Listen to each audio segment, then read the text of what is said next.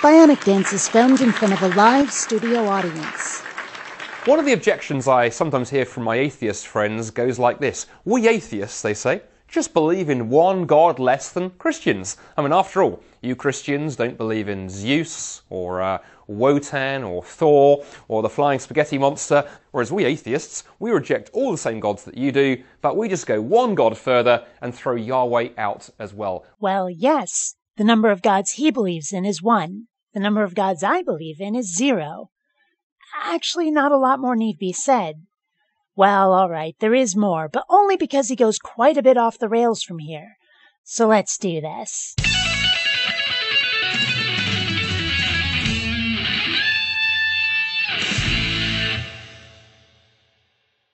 Greetings, fellow space travelers. BionicDance here. So a little backstory on the one God less, also known as the one God further argument. Most of the objections to it seem to take the remarks seriously, when, in context, it's actually kind of flippant. The concept is quite simple. Humanity has worshipped many gods over its history. Some have disappeared into legend, some still believed, but most believers have chosen one, or one pantheon, as that in which they believe, while rejecting the others. What the one God less argument points out is that, similar to the theist rejection of the other religions, atheists don't believe in any, which is literally one less, their purpose really being to point out some common ground between the atheist and the theist. But looking over the objections to this argument, and it's not even really an argument for anything, it's more a description of one's own position, it's clear that most theists haven't understood it. What's the problem with the one God less argument? Well, a few things. Problem number one is we can immediately see something is fishy about it when we put it into another context.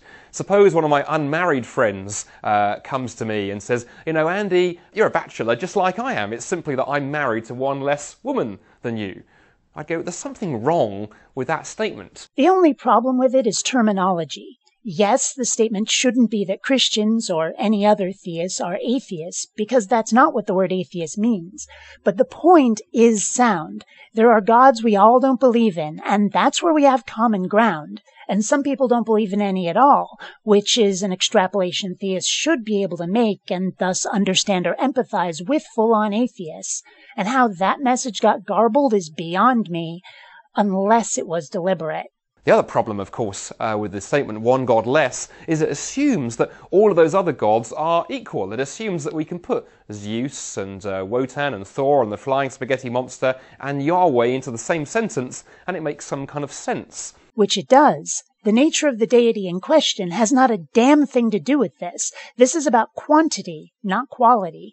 How many gods do you believe in? Is it more than 0? Because for me, it's 0. I've gone one God further, you see, and it doesn't matter whose God or what he, she, it, or they is like. But it neglects something. When you actually look at Greco-Roman mythology, you discover that gods like Thor and Zeus and all of that other pantheon of Greek and Roman gods are very much created entities. They're supernatural beings, yes, but they very much exist within the created order.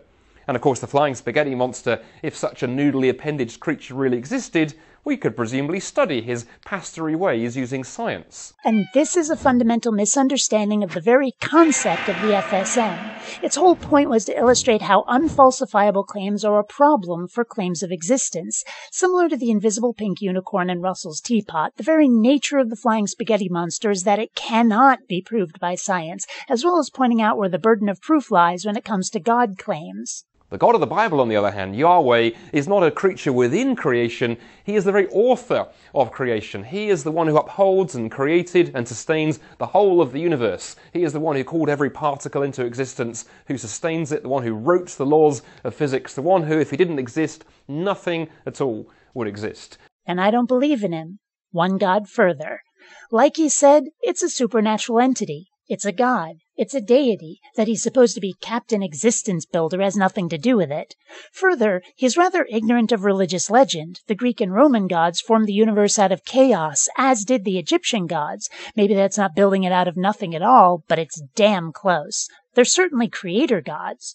And it's clear in the Bible that the Abrahamic God put in the occasional appearance on earth, just as the other gods have. His attempts to put his God into some other category entirely fail. Further problem with the one God less argument, it assumes that Christians have arbitrarily just come along and randomly picked a God to believe in, and they could equally have randomly picked something else, or if they were consistent, they'd throw the whole basket load of gods out the window. First of all, it does no such thing. That was never the point being made. But let's examine that for a moment. What percentage of people do you think make an informed, point-by-point decision on which religion to follow versus the followers who still believe the faith in which they were raised? The demographics of the region where one was born and the religion they believe are rather telling as well. So while one may not have just chosen a religion at random, the religion they do follow is not necessarily an informed and logical choice either. But that's not how we behave in life when there are competing explanations on offer. For example, suppose the police are faced with a crime and they have 10 possible suspects, and one by one they eliminate all of those suspects until the guilty party remains, and that guilty party is then put on trial. Imagine that the suspect to whom the evidence has pointed stood there in the court before the judge, and he were to look at the judge and say, "Your Honour, this is completely unfair, it's completely arbitrary. The police have rejected 9 other suspects. Your Honour, I encourage you to go 1 suspect more and let me go as well." Which is not in any way a valid analogy, since the evidence does not point to any religion at all, unlike our criminal suspect.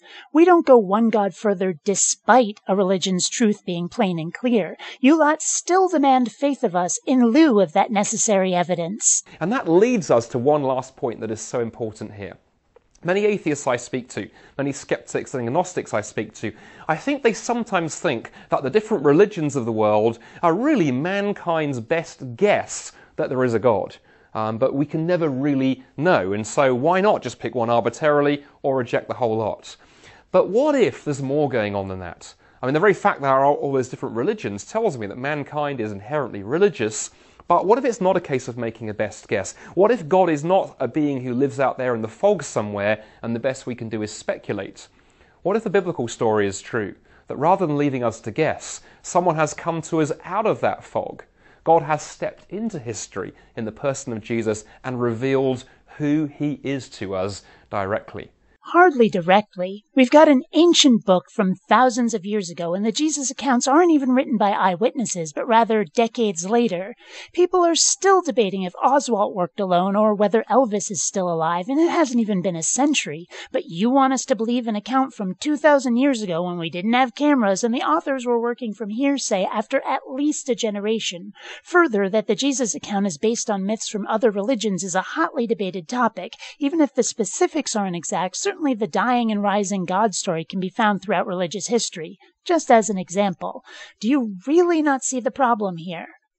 In which case it's not a case of one God less, but saying only one God has done that. Only one God is worthy of our belief and our dedication and our love and our worship, because he has taken the initiative and reached out to us. And that, my friends, is the God of the Bible. No, it's still one God less. I don't care how much you believe in your God. That can't change the math. You believe in 1, I believe in 0. And you do realize that every religion thinks their God is the one that reached out to them, yes? You do realize you still have a burden of proof problem, right? Apparently not. Until next time, fellow space travelers, this is BionicDance saying don't run on automatic. Instead, please think.